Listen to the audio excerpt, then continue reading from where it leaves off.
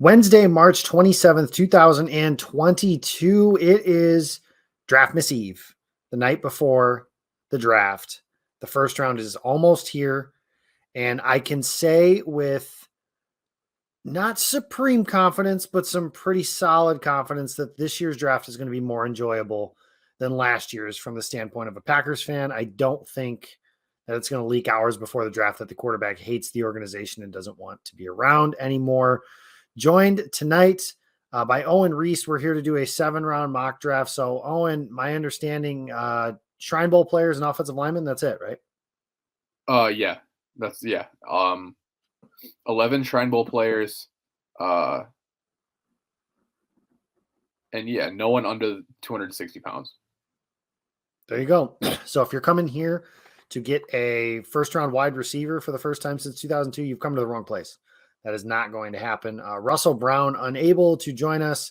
He is busy being a superstar, and kudos to Russ for that. Congratulations on that.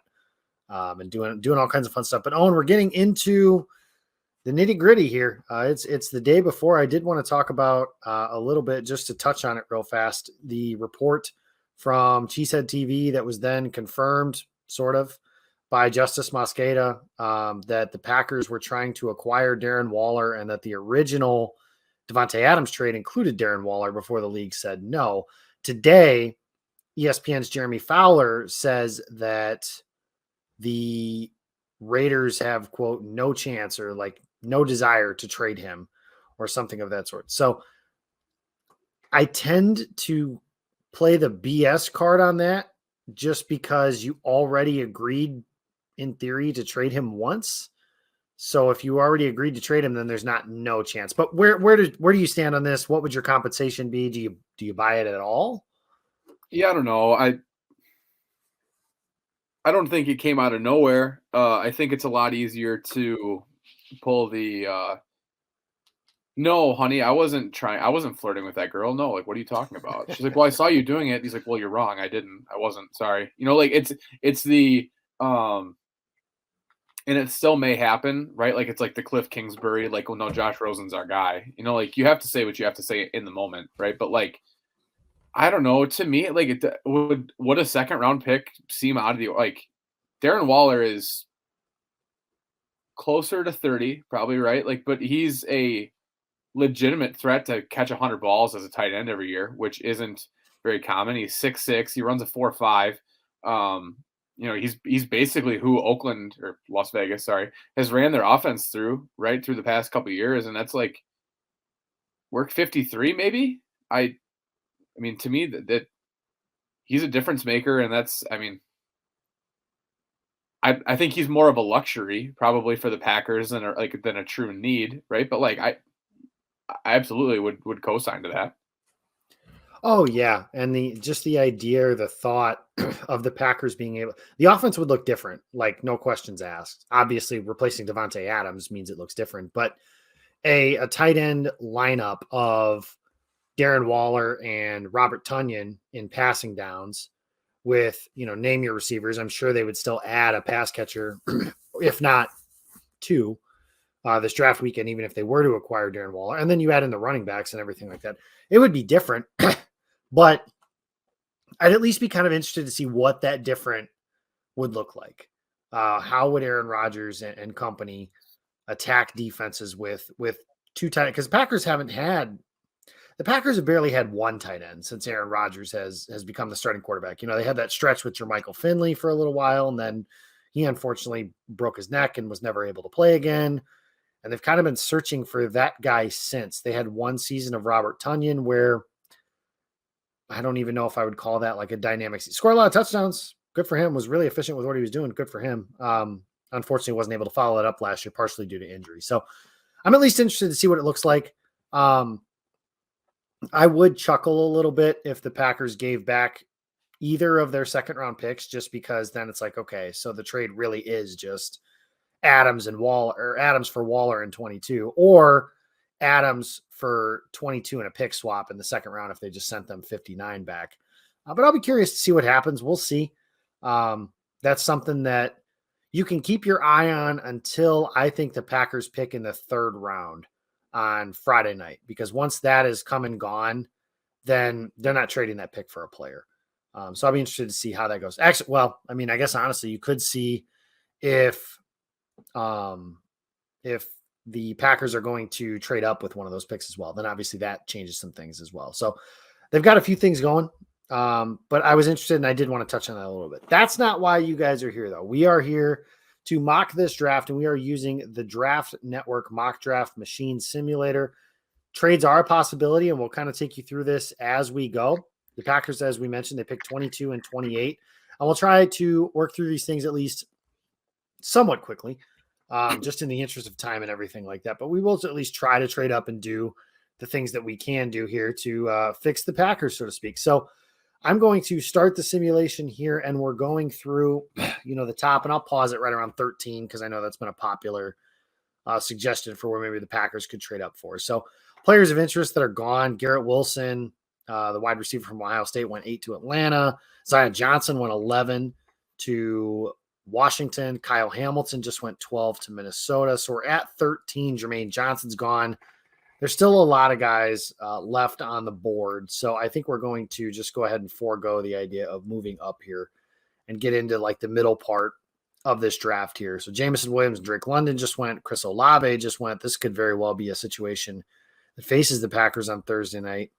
So we've gotten into here pick number 22. The Packers are on the clock, and this is where things get fun, Owen. So Daxton Hill off the board. The top receivers are pretty much off the board, save for Treylon Burks. But on the board remains Jordan Davis. And to me, this is just me. Positional value, smishmishiminal value. That's a slam dunk pick to me. Jordan Davis, to me, is one of the 10 to 12 best players in this class. I think he can rush the passer.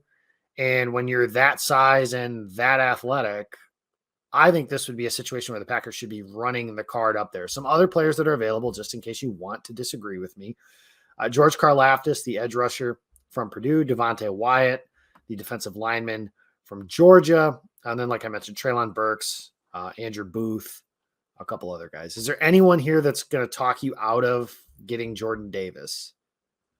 Lewis Cine is gone. Lewis Cine, I believe. I don't think I saw his name. No, he's still on the board. He would be one that would make me think about it. George Karlaftis, another one that would make me think about it, because ultimately how it comes down to, right, like, and the more I've thought about this, so if the Packers want to live, I'm going to sound like our listeners that also listen to Deontay Lee and Seth Galina, the Too High. If you're going to live in a too high world, right, if you want to play in this 5-man box, tight front, incentivize teams to run the ball because you're playing the pass, those 5 guys have got to be dudes. So currently they signed Jarran Reed, right? So Jarran Reed, slightly above average, probably player. Kenny Clark, very above average. Dean Lowry, incredibly average. Devondre Campbell, above average. 5th player in there, I don't know. If you were to draft Jordan Davis, right? Because if you're going to take a nose tackle at 22, which again, I'm all the way with, like, don't care about positional value. This dude is a mountain of a human being that can run a 4.7 at 340 pounds. I don't care what position he plays. But if you are going to draft someone at 22 on defense, they've probably either got to be starting caliber or start, right? So theoretically, right? Like, if you take an edge rusher, they'll be the 3rd because you're looking for a rotational guy behind your 2 established starters, right? If you take Davis as a nose tackle, does that free Kenny Clark up to move around? To me, I guess my thought is, if you're going to be playing with in nickel or dime all the time, Lewis Cine's a guy who can fit the run from a high safety alignment. He doesn't miss tackles. Ran a 4.3, is 6'2", 200 pounds. You can either allow him to play high safety, which he did at Georgia, play that free safety spot, and bump Darnell Savage into the slot and let him kind of be a chess piece. Or even if you wanted to, you could let Darnell Savage and Scene play deep and then play Adrian Amos as like a dime linebacker, right? So there's a lot of different things there. I think Lewis Scene probably is I don't know what direction we want to go with this. Jordan Davis to me is like a very like hard to pass up player, but to me either like George Karlaftis or probably Lewis Scene feel like the more responsible pick, right? Like if we are adults, that seems like the thing that we're supposed to do and not eat candy for dinner. Um, so I don't know. I would probably lean Lewis Scene, but if Jordan Davis is available at 22, it would take quite an argument to talk me out of it. I'll tell you that. Okay, so on that note, since you're telling me to be responsible, I guess we can do that. So let's roll with. I think Lewis Scene makes a little bit more sense in this spot. I just think he would be the highest ranked player after Jordan Davis. So if we're gonna play into these things, and these are legit conversations that I believe teams have, as they have these discussions. And like the Jordan Davis is a complete luxury, right? Like the interior defensive line is a position that the Packers could stand to upgrade, right? Yes. But like they've got a top 5 nose tackle in the NFL right now. So theoretically, you're either paying Jerron Reed or Dean Lowry to not start and have Kenny Clark play. It would probably really be that Jerron Reed spot, right? Because you'd probably bump him to like that 4-eye 3-tech spot and let Jordan Davis play nose. So it's like, it's kind of, if like the more the Packers want to play in this 3 down odd front, I don't know. Like I said, like that's a complete luxury of a pick. It's a very want, not need. You'll hear 0 complaints from me drafting more guys that are 300 plus pounds. But like, I think to me, like for the, like what's best for the team is probably Lewis Scene. What's best for my heart is Jordan Davis. Well, we're going to go Sonny Weaver Jr., and I'm going to do what's best for the team. So if that's the case, we're going to go Lewis Scene here in round 1. So pick 22, the pick is in. Lewis Scene is the selection. We're going to roll down here a little bit, and we're going to keep kind of going through this simulation as we've kind of worked through what we've got here. So there's the safety that has been picked. So 23 through 28 kind of stung a little bit, and unbelievable how this is going to work out. But George Karlaftis went 23, Treylon Burks went 25, Jahan Dotson went 27, and Tyler Linderbaum went 27. Excuse me, Jahan Dotson went 26. Oh, and Jordan Davis is still there at 28. If this happens, then the NFL deserves what is coming to them. But to me, we talked about it with some of these other guys. Twitter will have a conniption if the Packers pick 2 defensive players on the first night of the draft. But if I open this back up, and like the best available receiver right now is Sky Moore, and the Packers are not drafting Sky Moore. Let me rephrase that. They're very unlikely to draft Sky Moore. That would require a very large departure from what they've typically done. To me, I think this is very simple where like we talked ourselves out of it at 22. This should be a run the card up at 28. There's not an edge that's there. There's not a receiver that's there. There's not like a corner or anything like that. Like to me, this is very simple. It's him, like the best players available: Jordan Davis, Devontae Wyatt, and this is just based on their board. Boye Mafe and like Sam Howell, which Packers aren't taking a quarterback most likely. David Ojabo, Perion Winfrey. Like to me, this is Jordan Davis, and it feels like almost a mulligan for what we should have done. Yeah, I believe they did have Perion Winfrey in for a top 30 visit, right? They did. But yeah, I mean, as far as you could talk me into, and I know on TDN's board, which is part of, we had a bit of a discussion on this prior to that. Like if you want to use what the draft simulator sites do as justifying where players should be ranked. I know George Pickens, I believe, is down in the 50s for TDN. Right. He's a guy that you could talk me into at 28. I think he's got the right demeanor for what Green Bay looks for in a receiver. As we've seen this week, a few rumblings about maybe his maturity or lack thereof at times. But I mean, if you're looking like and I think they would treat it this way, if the Packers are simply looking to stockpile as much talent on their roster as they can get, Jordan Davis is the guy here, right? Like he's like that's a guy that you can't replicate, a guy that teams can't get. I This mean, is the same conversation we had 2 weeks ago about Daniel Fa'alele, right? Like right? it's just Like a guy that's he's that just size, that speed combination. It's a once in a decade type thing. and it's like just from like that planet theory aspect, right? Like there's just not that many guys that can do this. He makes it difficult. It makes it other teams can't replicate him on a scout team, right? Because they just don't have a human being that big. He's very athletic, probably the most impressive 300 plus pound athlete of all time at the combine.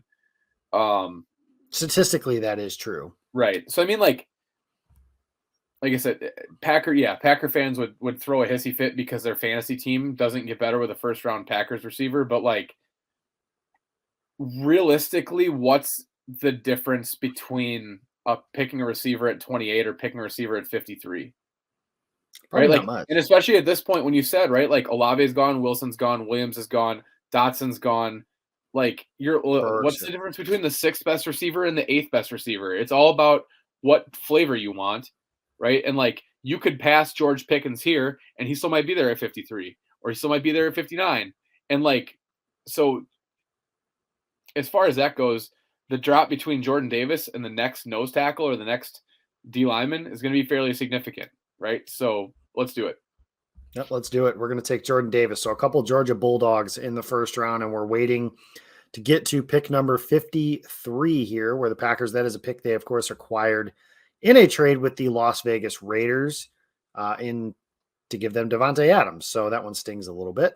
Logan Hall just went. That one stings a little bit for me. I really like him. Kyler Gordon, Christian Watson to Washington, Matt Corral, Jalen Petrie, and the Packers are now going to be on the clock at pick number 53. And surprise, surprise, George Pickens is there. So do I need to tell you about anybody else? Probably should. Probably, yeah, that would be responsible, I suppose. Christian Harris, the linebacker, Kenneth Walker, Sean Ryan, the interior offensive lineman. Scrolling down here a little, DeMarvin Leal is somebody else that's in there. Daniel Fa'alele is available. Anybody that springs to mind there? Or anything else that maybe you want to hear about? I mean, I guess like we had this discussion, right? Like if Daniel Falele gets to 53, like I would have a tough time passing on him. But at the same point, like if he got to 53, are you willing to bank on him getting to 59? Right? Like I would be honest. Realistically, I would honestly be like, as much as we like joke around and like bit as like the bid is like, yeah, like the big dudes or whatever. Like I kind of do care a little bit who the Packers line up at receiver. So I think realistically you probably go here with Pickens, but like there's a big time legitimate conversation to me about a guy like Daniel Falele. Also kind of wonder too, like that's another home run swing, right? Because like as much as we like to say, like Jordan Davis is a very good football player, but like we haven't seen many guys like him, and there's no guarantee that he's as impactful in the NFL as he was in college, right? So like someone like Daniel Falele is a big time gamble. So to me, I think probably realistically, I think if you're here, I think George Pickens. I would be more upset if we got to 59 and George Pickens wasn't there than if we get to 59 and Daniel Falele isn't there. All right, so we're going to roll George Pickens, who I think is actually in play for the Packers as of 28. But that remains to be seen actually between now and then. So we're going all the way to 59 here. David Bell just went. John Mechie just went. The Packers, I think we just started a receiver run, it looks like. So Christian Harris just went. And we're at 59. So the top available players, Travis Jones, DeMarvin Leal, Daniel Fa'alele, Jamari Salyer out of Georgia. That's an interior offensive lineman. Again, I think this is a case. Trey McBride, if you want to go the tight end route, we could certainly do that. Talk to me about just, what are you thinking? What are you thinking here? Yeah, I think typically Travis Jones really would tickle my fancy if we didn't already draft the biggest dude in the draft. I think if you're here, I think the two, either it's a safe, like we took, so right, so and like I know the Packers don't draft for need, right, but like we took a safety in the first. That's more of a need, more of a luxury with a second first rounder, but still a position that could stand to be like upgraded and stocked, right? Then we went George Pickens, so we went 3 Georgia Bulldogs, but you've covered your bases now. Like those are the 3 main. As far as like, again, you don't draft for need, but where we kind of, at least in this exercise, we're seeing some value align with where your needs are at, I think. Yep. I mean, if, like I said, like I would be more upset if he wasn't here, or if Pickens wasn't here than he is. But like, who's the Packers right tackle right now? Yosh Nijman, Yeah. right? Which is cool, theoretically, right? Like he played a few games there, played a few pretty good games at left tackle last year. That doesn't necessarily automatically equate to right tackle. And also, Yosh Nijman deserves an opportunity to win the job, but Yosh Nijman doesn't. We talked about this a few weeks ago. He doesn't inhibit me from wanting to add another tackle, right? Like Yosh Nijman is not a like, oh well, the position's fine then, don't worry about it. Yeah, it's not like David Bakhtiari when he's healthy. So as far as this exercise goes, take another home run swing, man. You're the Yankees fan. You're the Yankees fan. We're swinging like Judge and Stanton for the fences, man. Let's go. There we go. Daniel Fa'alele then is going to be the pick there. So the Packers, we've taken through the first 4 picks: George Pickens, Daniel Fa'alele, Jordan Davis, and Lewis Cine. Now this does, I have said that the Packers should get 2 pass catchers with their first 4 or in their first 4 picks, but that's not something that just presented itself at this point. So we weren't able to do that. But I think that at this point in the draft, you'd have to feel really good about how your defense and restocking your offensive line. And even if, I know teams don't think this way, but even if Fa'alele doesn't work out, it's like, well, you had another second round pick, so you kind of can almost afford to take that chance more than you would if you only had the one. You know what I mean? And Jordan Davis are both luxury picks. That's the definition of luxury pick. Which it kind of worked out that way. Right. So we're at pick 92 now. Packers are back on the clock. The top players: Cole Strange, Cam Jurgens, James Cook, Alec Pierce, which I think you're going to have to talk me really hard into not picking Alec Pierce here, but you certainly can try. Tyreek Smith is the top available edge rusher.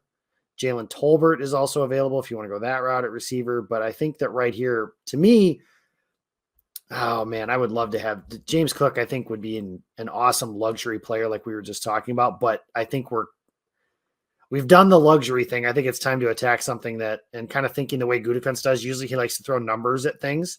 So in the interest of that, then we're talking about Jalen Tolbert or Alec Pierce. And I think both of them pair relatively well with George Pickens, who we just took a couple of picks ago. But do you like one over the other?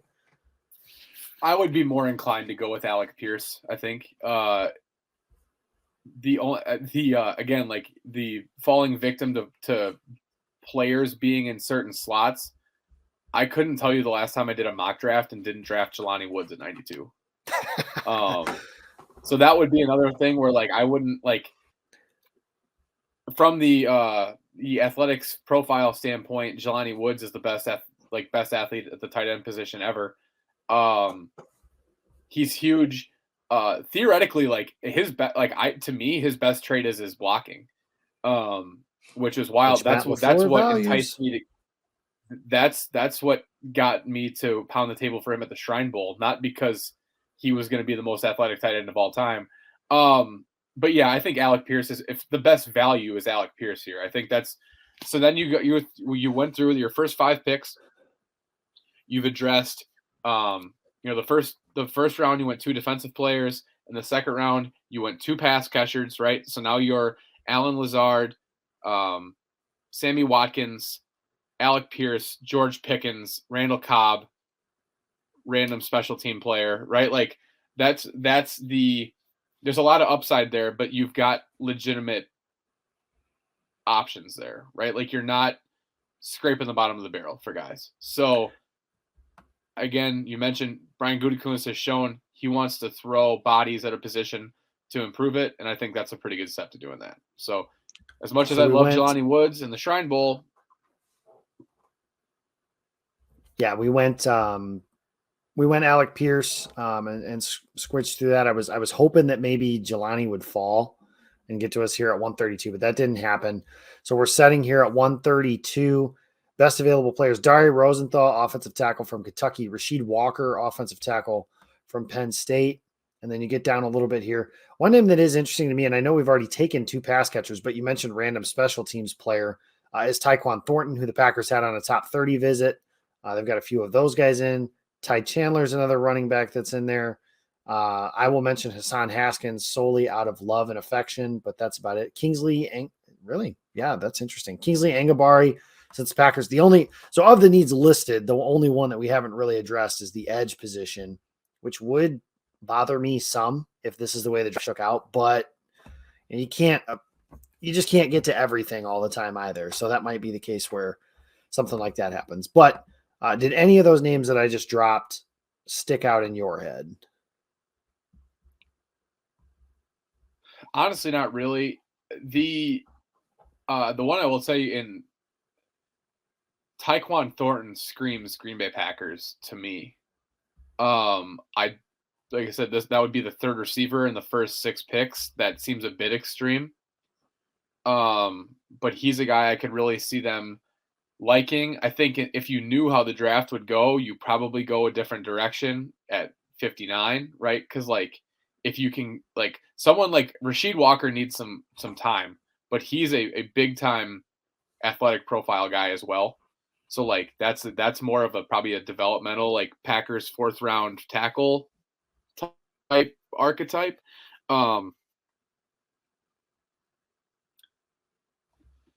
Yeah, I don't know. That's tough. And this is the type of the part of the draft too where you're looking for traits, right? And you're looking for things to develop because you're not going to find like a completely well-rounded guy. No, that's where I think, the Packers, I've talked about this with Jacob Morley recently, and just talking about how in Kansas City, they have a Taub guy, just a guy that they say that like, that's the guy in special teams. I tend to think the Bisaccia guy in this draft is going to be somebody that can be a returner. So I think that's Tyquan Thornton. And like I said, you said that's excessive, but that's kind of good Mo. When he has a need, it's a lot gets thrown at that position. So I think that that's certainly something we can do. And especially with the luxuries that we had earlier on, honestly, if you told me they came out of the draft with George Pickens, Alec Pierce, and Tyquan Thornton without telling me what round they picked those guys in, I'd tell you they did a pretty good job of addressing the receiving core. And then add in the fact that we also get to have Lewis Cine and Jordan Davis. Yeah. I don't know. The other person there that as far as special teams value goes, and I think could be, I don't know if it's necessarily a position of need, but Ty Chandler has return experience. He's a good pass catcher out of the backfield. Had a big year this year at North Carolina. He's a guy that if you're looking for that third back, right? Like it's right now it's Kylan Hill or whoever. Ty Chandler could be a guy that I could see like a special team coach like Bisaccia really be like, no, like he's gonna play. He's gonna be a return man. He's gonna be on kickoff. He's gonna be like that could be a name as well. But I don't know. I'm gonna let you handle this one, but those would probably be the two that stand out to me right there. Well, we pick out here again in the 8. We pick again in 8 picks. So I think for that case, we're going to, and you know what, this is something we could even talk about Rasheed Walker, or we can talk about Ty Chandler, but I think we're going to go the Thornton route just because I think this is where the Packers would go in this spot as well. So we're going to go that route, and then we're going to let things kind of take care of themselves from here. So Rasheed Walker just went to Kansas City, which is not surprising. The Packers and Chiefs tend to like a lot of the same players. Now we've gotten to pick 140. Kyron Williams, Dominique Robinson is the top available edge. Ty Chandler is still available. Luke Fortner is an interior offensive lineman. Matt Henningsen, Tyrese Robinson, Hassan Haskins, Kingsley Angabari. Chigoziem Okonkwo is another name. And I know, like you said, that you take Jelani Woods a lot, but you're pointing at me. So you're telling me to pick Chigo. Yeah, I mean, so if you're they signed Tanya into a 1-year deal, yes? Yeah. We didn't trade for Wall or why. They still need to address the inline tight end spot. But Chigo Okonkwo is another freak athlete, move tight end, split zone action, they throw that all the time in the flats. Like to me, he has much more value there than someone like Ty Chandler, right? Like the special teams thing, like be damned, kind of like Chigo Okonkwo to me has big time upside, big athletic upside, and he's a piece of like that. Like when he was at the Shrine game, I was like, that's a Packers type player. Like I remember saying that to a scout, and they're like, yeah, like he's their type. He moves really well. He's a good athlete. He actually fought through. This is not draft related. Fought through what's the word? Cardiomyositis. Myocarditis. Thank you. Holy buckets. But he had that. He missed the 2020. He tested positive for COVID. He missed 2020 with that. So he came back. So he's been a cool human interest story for me that way. But he's a guy to me presents a ton of value there. And then you're addressing that position that who your two top players at are a guy on a 1-year deal coming off an ACL and a 38-year-old blocking tight end. Yeah. So I already added him. And then you add in just like thinking of those little like play action boots where instead of flipping the ball to Dominique Daphne, now you're flipping the ball to somebody who's got a little bit more juice, a little more wiggle. So we've gotten into the 5th round. Now you look here for some things the Packers could use. For Darian Lowe from Illinois, the offensive tackle, Jack Jones, cornerback, Arizona State. I think we've done enough on the receiver side of things, so I'm just going to leave those be. Even though Justin Ross is available, I know that's a popular name. Charlie Kolar, I know that's a name that's gotten some buzz at the tight end position for the Packers, and I certainly think they could stand to take 2 in this class. Kind of trying to scroll here. Chris Owens, interior offensive lineman from Alabama. Zacoby McClain, James Mitchell. I know Bo Melton, like I mentioned, is a popular player. So is Jalen Naylor, Reggie Roberson. I just keep mentioning receivers. Zion McCollum. Any names there? Anything specific you're thinking on that? Vidarian Lowe, truthfully, but I think a big time investment at tackle like that, I don't think they would be as inclined to do again. Stanovich said a guy or two in the most recent press conference that he had. That's something like if Rasheed Walker had been available at 140, that was the guy I was going to say that we should take. Sure. So I think Vidarian Lowe is interesting enough. Lowe, he played both tackles. He played both tackle spots at Illinois. He was a 5-year starter there. I think that screams Green Bay Packers. So, and he's a little more developed. He was a 5-year starter. Played for Lovie Smith. I don't know if the Packers care about like what coach they played for, but that's an NFL pedigree head coach, obviously. So we're going to go with Vidarian Lowe, and then the Packers do not pick again until the 7th round. That he is. So there you go. The Packers don't pick again to the 7th round because Aaron Rodgers forced the Packers to trade for Randall Cobb, which I say that tongue in cheek, but honestly, like if the opportunity cost for the league MVP to come back to your team as a 6th round pick, you make that trade 100 times out of 100. And the same is true for like keeping him this next year, where it's like he'll take a pay cut and stay in Green Bay. Like if he's willing to do that and that allows you to keep your MVP quarterback, then you just suck it up and do it. I don't care if Aaron Rodgers plays for 5 more years. I don't care if they don't have a 6th round pick for the next 15. Like that's also true. Okay, so there's on that front. We're in the pick 200, so apologies, guys. We're working through here. Kellen Deesh just went. That's a bit of a bummer. I was kind of hoping we might be able to snag him later because I hadn't seen his name come off the board yet.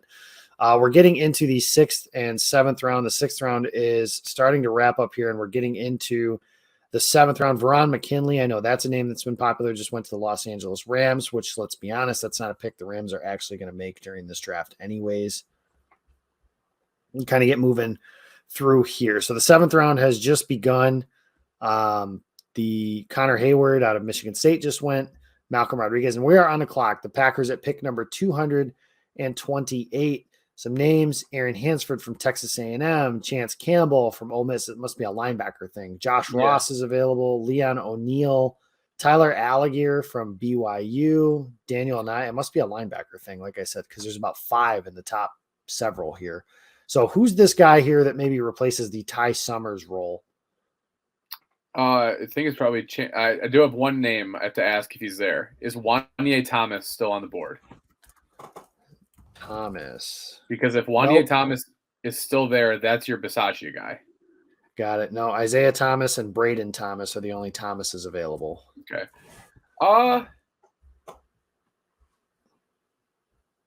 Chance Campbell, probably.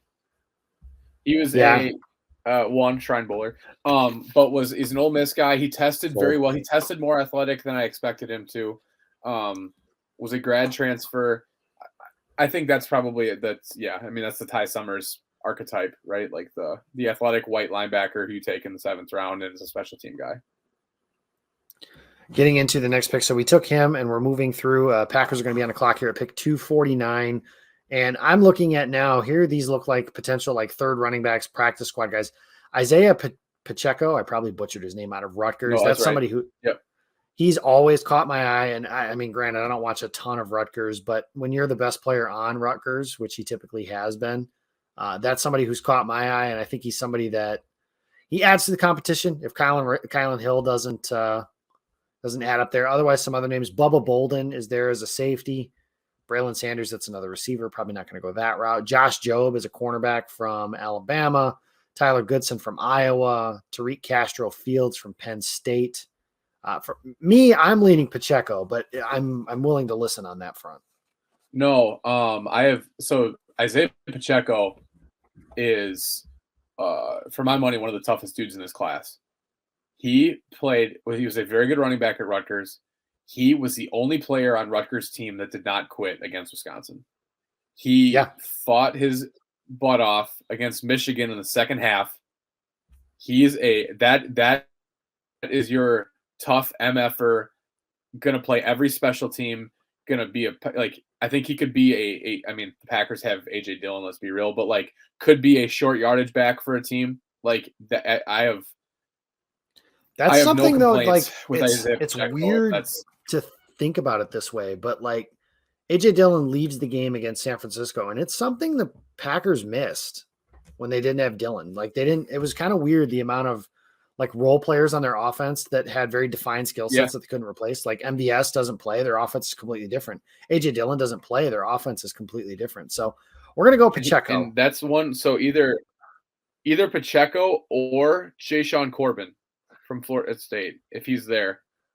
You could talk me. Pacheco would serve more like special team value and whatever else.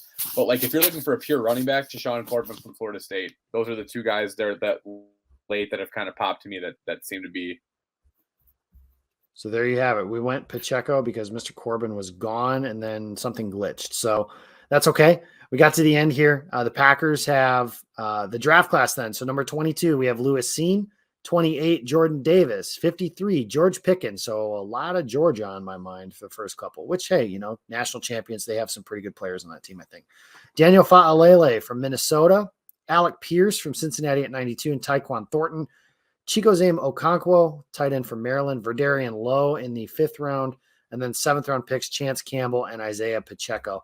So now what I want to do just real quick is kind of go through. I always do this with the mocks I write, is what I like that happened and what I didn't. And I'm sure if you got like some truth serum into Brian Gutekunst or any general manager, they'd always say like, because they're always like, oh no, we got exactly the players we wanted. Like that's not the case. That's just not how things work. But you go through this and like, what did we like? Okay. So for me personally, like I said, I know we got some luxury players out of the deal, but we were able to get 2 Planet Theory players with Jordan Davis and Daniel Fa'alele in the first 2 picks. George Pickens, who it will not surprise me, and this isn't unique analysis by any stretch, but it will not surprise me if he's the best receiver in this class 3 years from now. Just an alpha mentality, an ex-receiver that played in the SEC, that matters. Lewis Seen is one of my favorite players in this class. Alec Pierce is one of my favorite receivers in this class as well. I really like him as that day 2 guy and think that a lot of people seem to think he'll mesh well with Aaron Rodgers right away, whatever those reasons are. Tyquan Thornton is somebody that I think does well for the special teams. Okonkwo, I really like what we did on day 3 there with Thornton, Okonkwo, Lowe, Campbell, and Pacheco. Like Pacheco and Campbell are going to play on special teams. Lowe is going to challenge for like that Cole Van Lannon roster spot or something like that. Or, kind of think like, who's the other guy? Jake Hansen. I know he doesn't play center, but just something like that, thinking that direction. And then, Thornton and Okonkwo, those are guys that could contribute on offense. I mean, that would be asking a lot of them, but it won't shock me 100% if they contributed on offense as soon as 2022 in at least some capacity. Like even if that's just them lining up Thornton and saying, run down the field really fast and try and blow people out or blow the top off the defense this way. And Okonkwo, with, like I mentioned, some of the stuff that they ask, maybe Dominique Daphne or Josiah DeGuara to do. DeGuara has been dinged early in his career, so that could be something there. But what did you like about what we did here, just in the first simulation we were able to do? So obviously we added to the receiver room. Truthfully, for me, we probably overkilled it a bit early. Like, I wouldn't have any issue, like, and obviously hindsight's 2020. If that Tyquan Thornton pick or Alec Pierce pick isn't a receiver, and then you add someone like Charleston Rambo in the 7th round or something like that, like, to me, wouldn't you get that third body, but maybe add value elsewhere? I think obviously we took defensive players in the 1st round, but we're overwhelmingly offensive heavy throughout most of this.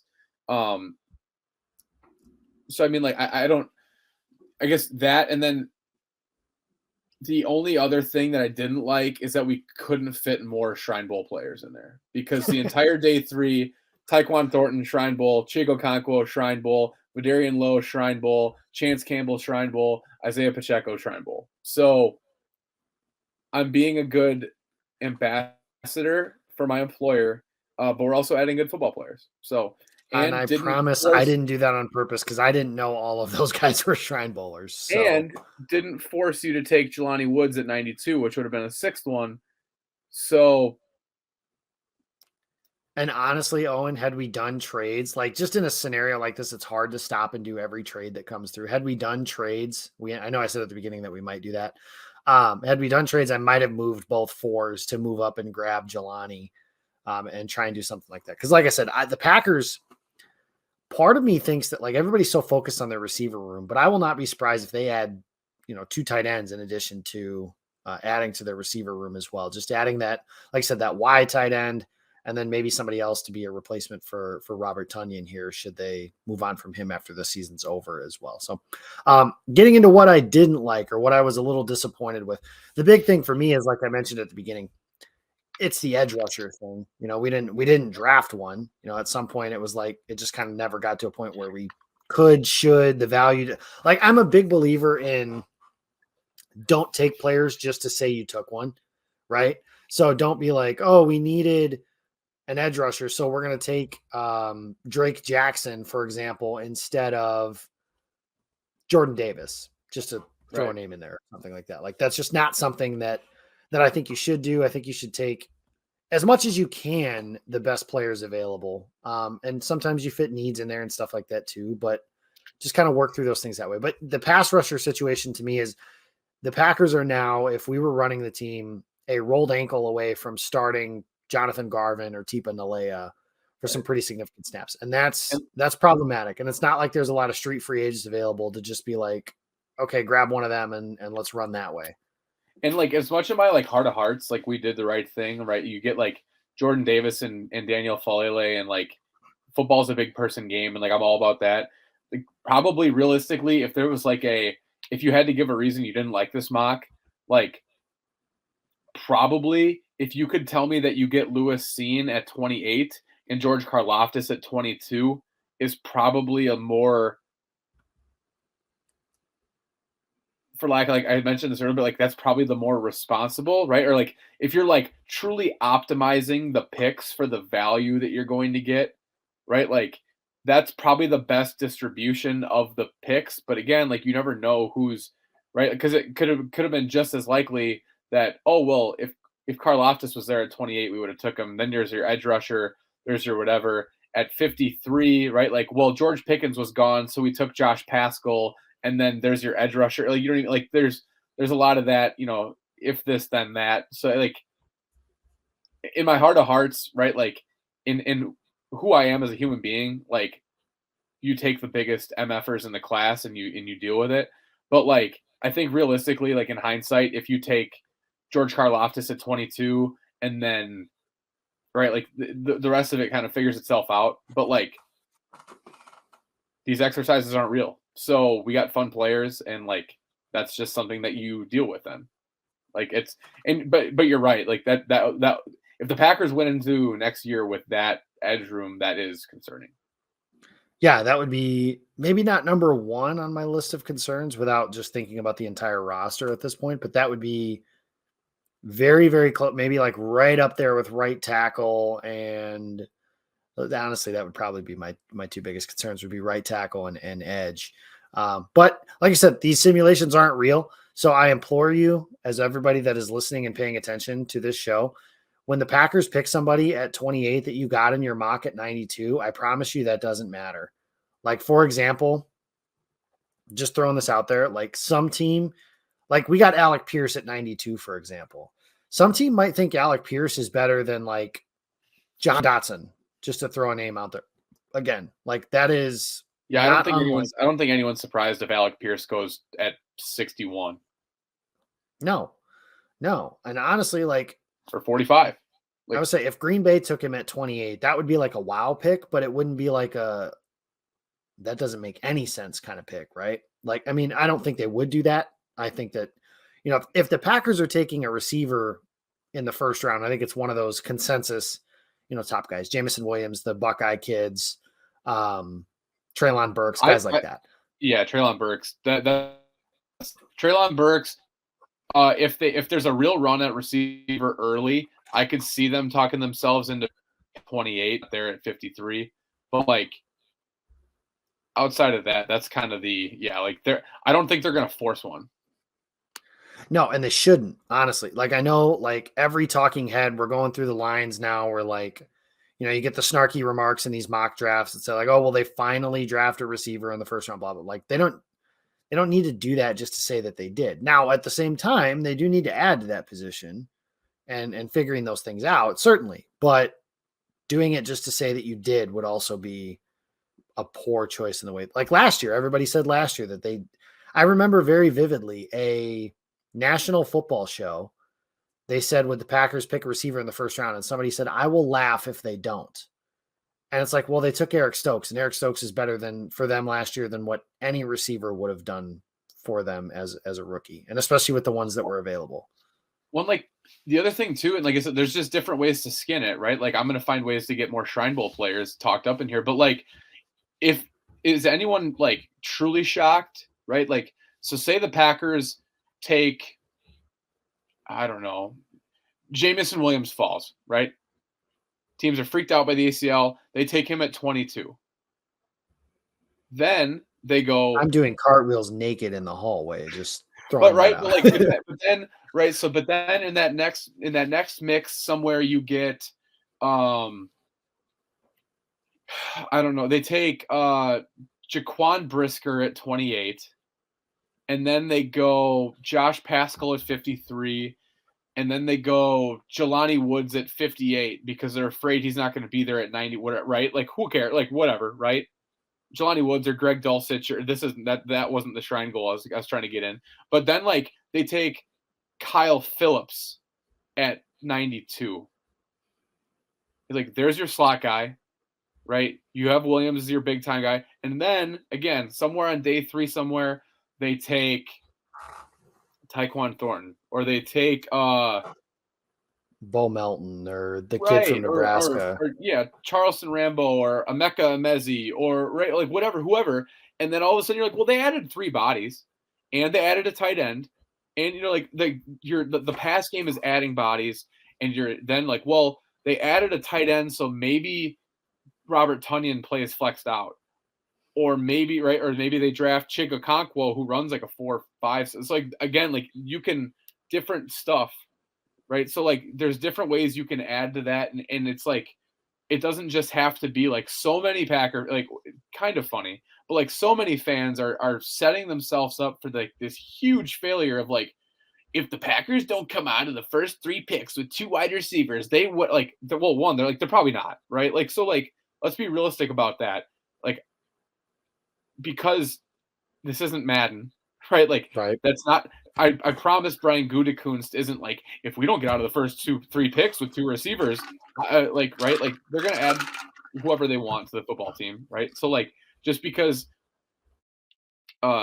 Jimmy 486 from Stoughton says like they don't get 3 guys, right? Like that's not how this works. Like so there's different ways to do it. There's different ways to add, right? Like we just in this one, right? George Pickens, Alec Pierce, Tyquan Thornton, second, third, fourth round. I don't think that anyone says like, well, they didn't do enough to address the position, right? They didn't take. No, there would first be the round. stupidity after the first day of they Right. didn't pick a first round receiver. And then at the end of the draft, we'd be like, holy shit, they actually did really good. Right. And then like there's so many combinations. There's so many ways to do this.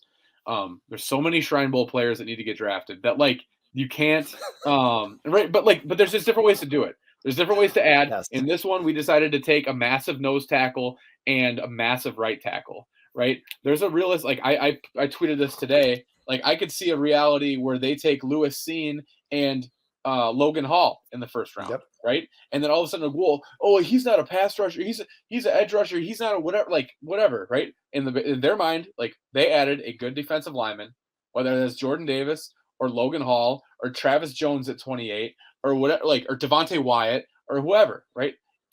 Fans get so enamored and so like, well, I drafted this guy, right? Like, I don't know if they're going to draft a corner, right? Like we see safety as more of a deal. But like a guy that screams to me is Kalen Barnes, right? Like if they liked Eric Stokes, they should probably like Kalen Barnes, right?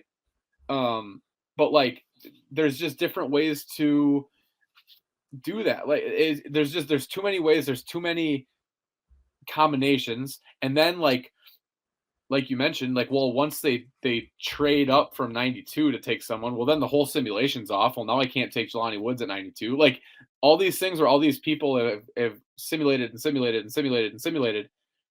It only happens one time, and there's 32 different users. Right. Right. Like and if I didn't like this draft, I could have hit restart.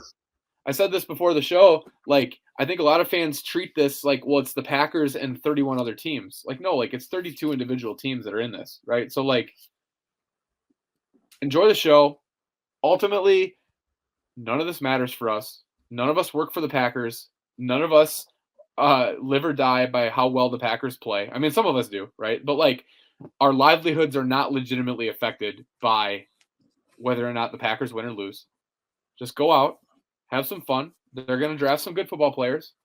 At the very least, what blows my mind is that apparently to the fan base that Brian Gutekunst hasn't earned some grace of like, the dude has drafted Darnell Savage, Rashawn Gary, Jair Alexander, and Eric Stokes in the first round in the last 4 years.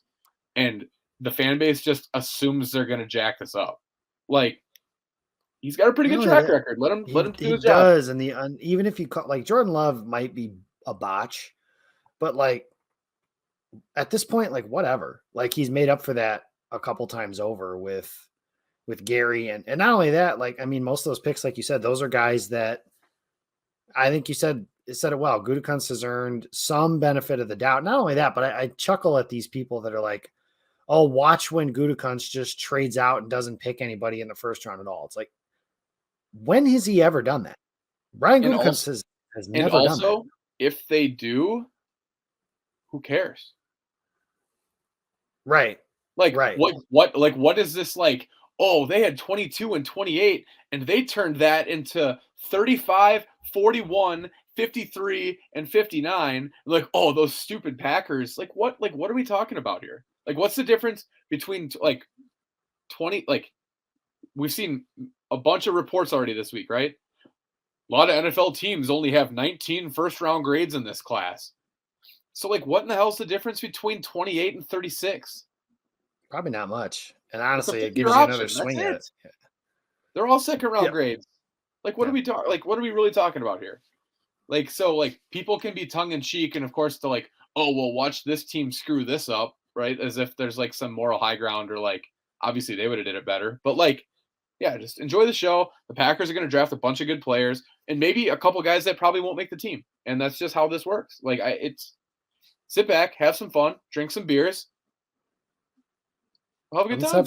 And just remember at the end of the day, how much more information some of these guys have than we do. You know, me, I've been able to sit and watch. You've been at All-Star games, you've seen all that stuff, and just imagine how much more information these guys have about everything Yeah. then it's just like you were talking about earlier. The Ravens thought they were getting Darnell Savage in the draft a couple years ago. And then they're like, oh shit. Milt Hendrickson works for the Packers. They're getting Darnell Savage now. Like, Yeah. Well, that was like because the Packers traded up, right? To I think it was with the Seahawks, right? They traded for up. 21. Yep. Yeah, and they took Darnell Savage, and the Ravens were at 22. And Mm-hmm. then that came out, and the Packers said, we knew he wouldn't be there at our next pick. The year Yes. that the Packers hired Milt Hendrickson from the Ravens to the Packers front office as soon as Gutekunst got the job. Yeah. Like, yeah, That was wonder where that intel came from, right? that Like, was that was just like the year where like Green Bay traded. This is a bad memory, but they traded up in front of Chicago to take Jason Spriggs, and then the Bears immediately traded out of their next pick because they were going to take Jason Spriggs. So that's just the way the nature of these things go. So we've gone way over. I appreciate you guys. If you sat and watched this the entire time, you could follow Owen on Twitter at Reese Draft. Still trying to find his wife, and his wife's still trying to find her charger. I don't understand what's happening here, but memes, wrestling, and like I said, trying to find Mrs. Reese as yeah, much man. I as mean, we can. she's just out. She's just having a little sex. She's gonna text me back. Don't worry about it. Like, That's one of my favorite ones I've ever seen. You can follow me. I'm at Jacob Westendorf. I will be here with you guys tomorrow and on Sunday, recapping the entire draft. I appreciate you guys listening. Appreciate you guys sticking with us. Maybe if the Packers listen to us, they'll win a Super Bowl. I don't know. But I can promise you, if they listen to us, you guys would hate us by the time day 2 came I promise if they listen to us, that team flight's gonna be a bit heavier. a lot. They'll have to take a different plane just for Jordan and Daniel. Oh my gosh. Thanks for listening, guys. We'll see you again on the